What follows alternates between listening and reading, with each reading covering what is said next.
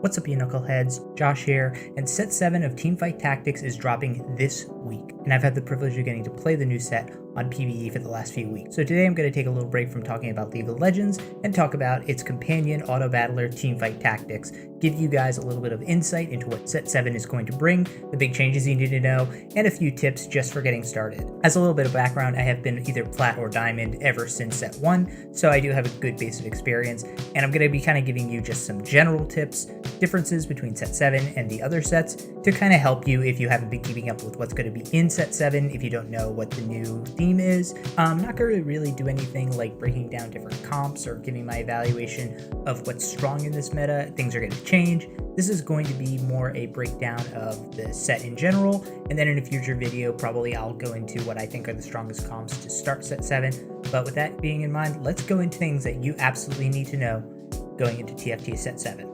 Number 1, and potentially the biggest change in Teamfight Tactics in a long time, is the Stage 4 PvE round has now been replaced with a re-rollable shop where you get to choose your items. This shop will appear at the end of Stage 4, where you would normally have a PvE against Raptors. Instead, there won't be a PvE round at all. You'll just have an option to choose from a selection of items that you can collect as soon as you choose the shop selection that you want. You are able to re-roll the shop and get a new selection of items, but you can only get 5 drops per shop, and they can range to include things like item components, fully completed items, gold, reforgers, or magnetic removers.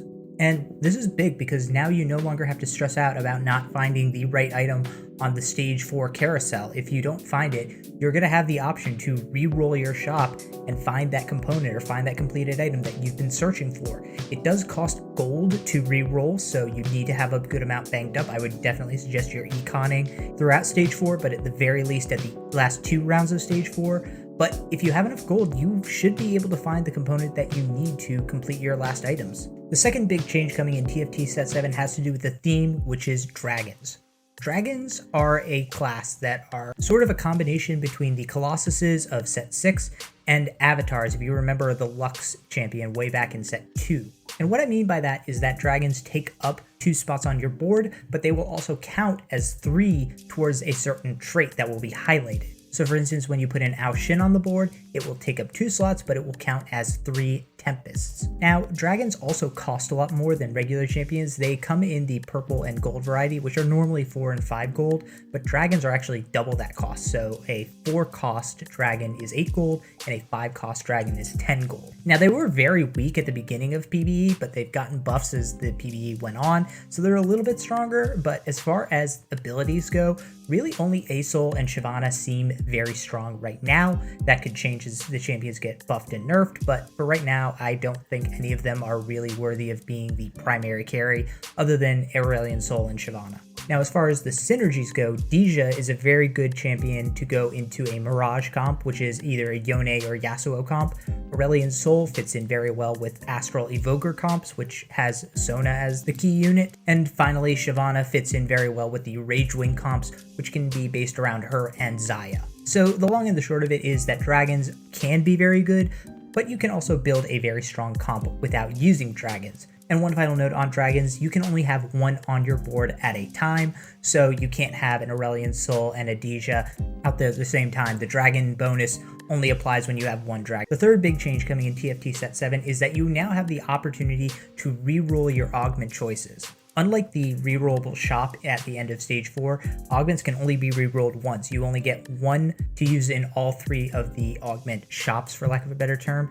So if you re-roll that first augment shot, it's gone. You don't get to re-roll any of the other 2s. So as a result, I would say you should try and hold them until the second or third augment when your comp comes together a bit more. Rerolling on the first, really you should only do if there's just no good augments to choose from. Another change, and this is very small, is that your first augment no longer comes at the end of Stage 1. It now comes after Stage 1, so at the beginning of Stage 2, Round 2-1. And in Set 7, augments in general have become a bit more diverse. It's very rare that there are straight up stat check augments. For instance, the personal training augment gives champions that stand adjacent to a bruiser permanent stacking health. And there's also an augment for Rebels called Party Favors, which gives additional gold for every 6 firecrackers that are fired by Rebel champions. So these augments that are designed for specific comps are a bit more interactive and diverse. It's not just a straight stat check. Now there are the augments that are just straight up, you gain an emblem and you gain a champion. They can help you round out your comp. But the point is that there's a lot more options if you're building into a certain comp to augment your entire team as opposed to just getting straight stats or an emblem. There's also a lot more splash traits that you can fit into just about any comp.